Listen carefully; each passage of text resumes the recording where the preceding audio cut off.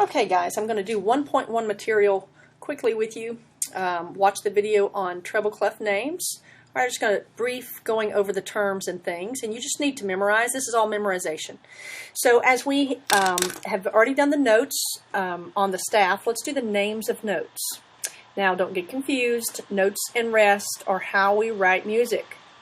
So just get used to doing this. Now I can't tell you how much you need to rewrite and write again and all of those things. That's up to the learner, but here we go. Whole is what we always start with. It looks like a whole, right? It's open circle, it's whole. It's the biggest thing we use in music, and it's worth 4 beats or 4 counts. Now, that if I'm going to see that on a piece of music, I'm going to hold it 4, depending on my tempo. So if I saw a whole note, I would go whole, 2, 3, 4. All right? Now, these go down. They cut in half as you go down. This is a half note. Not worth a half. It's worth half of 4. Remember, 4 is kind of where we start. It's worth 2 beats. This is filled in circle. This is called a stem. This little stick is called a stem. So a hole, then a hole with a stem, then filled in. This is called a quarter. And it's not worth a quarter. It's worth a fourth of 4, which is 1. Notice mathematically we're going down by halves. Now we're about to get into fractions. Add this little flag. We call this a flag. This little stick is a stem. This is a flag. This is an 8th note. Right? Notice these are mathematically by half as well, but don't confuse the name with the value. Lots of people think half note's worth a half. No, half note's worth half of 4. 4 is our starting point. Okay, this is going to be half of 1, which is a half of a beat. Now this one, notice, has 2 flags.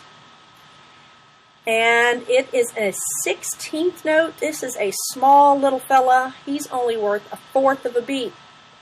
Now, because these two are in fractions, they usually show up with friends. Since this guy's only worth a half, we like to put things in full beats, so he usually has a partner.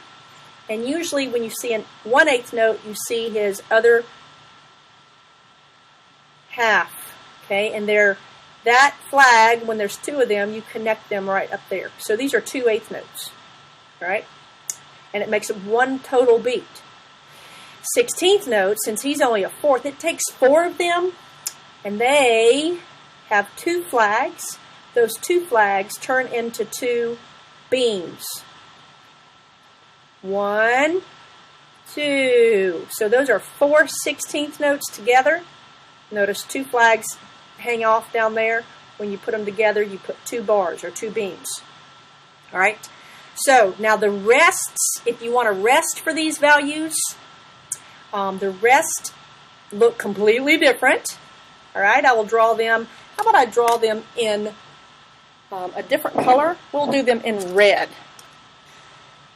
So over here, right beside my note, I'll put my rest. This is a whole rest. Looks like a hole in the ground. This is a half rest. It looks like a hat. It sits on top of the line.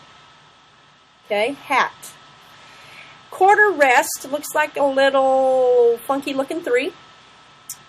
And 8th rest has 1 flag. 1 flag. Looks like a 7 sort of. And the 16th looks the same as that guy, but he has 2 flags. So you do them kind of the same way, except you add that 2nd flag. All right, so that's a 16th rest worth a fourth. That's an 8th rest worth a half, okay? Now, let's talk about time signatures. Time signatures are very important. You will always see a time signature right at the beginning of a piece of music.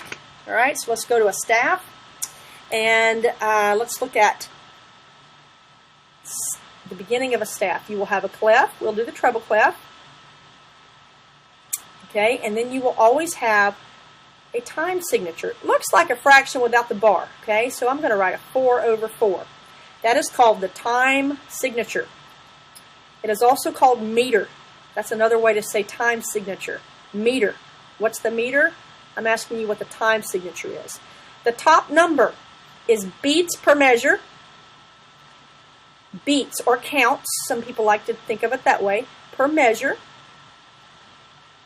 Just write this down, pause this video as you need to. The bottom number is how, there's two ways to look at this. How many beats are in the whole note is one way to look at it. The whole note has 4. Or which kind of note gets 1 beat. 4 meaning quarter note. All right, so there's two kind of ways to look at it. But you can do the value of the whole note. As long as that guy's a 4, everything's pretty normal. But later in music, you'll see that can change. So just put value of whole note. Or again, it could be what kind of note gets 1 beat. Like 4 would mean quarter in that.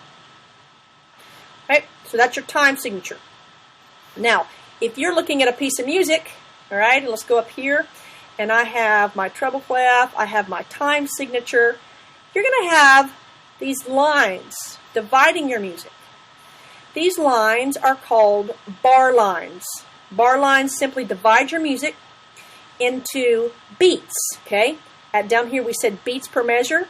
So every 4 beats, I'm going to have to draw a bar line. Now I use my notes, my whole notes, my half notes, my quarter notes to fill these up. And then once I have a total of 4, I draw a bar line. This number could change, right? So this is a bar line. Pause this video to write this down. The space between 2 bar lines is a measure. Measure. So this would be measure 1, this would be measure 2, this would be measure 3, and so forth. Okay, so clef, treble clef or G clef, time signature, measure 1, bar line, measure 2, bar line.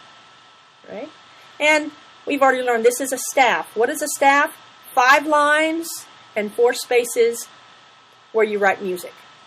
Okay. Now you also have things like dynamics. And terminology that you'll use is dynamics, tempo, articulation, unison. Look at those definitions and practice the quizzes on those. Those are just memorization, but you would see those. You might see MP. You might see this. Those are dynamics. You might see in music we use tempo markings. All of these are just little markings that you need to understand. When you have notes, the articulation tells you how to attack and release a given note. All of these little terminologies you can memorize.